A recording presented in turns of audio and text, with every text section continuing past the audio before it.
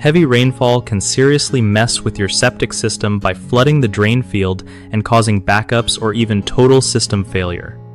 So, here's the deal. When rain pours down hard, the soil around your drain field gets soaked and can't soak up any more water.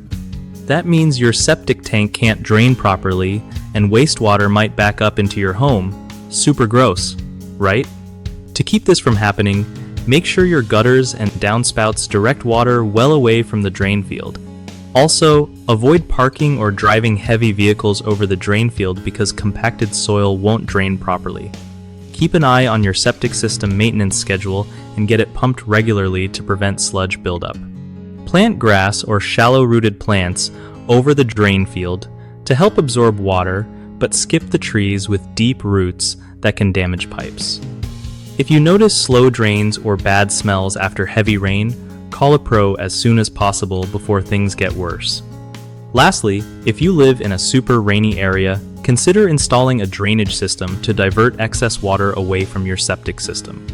One of the biggest mistakes people make with septic systems during heavy rain is ignoring proper drainage around the drain field, which leads to saturation and failure. Fix it by ensuring gutters and landscape slopes move water away from that area. Another common issue is neglecting regular septic tank pumping, so sludge builds up and clogs the system.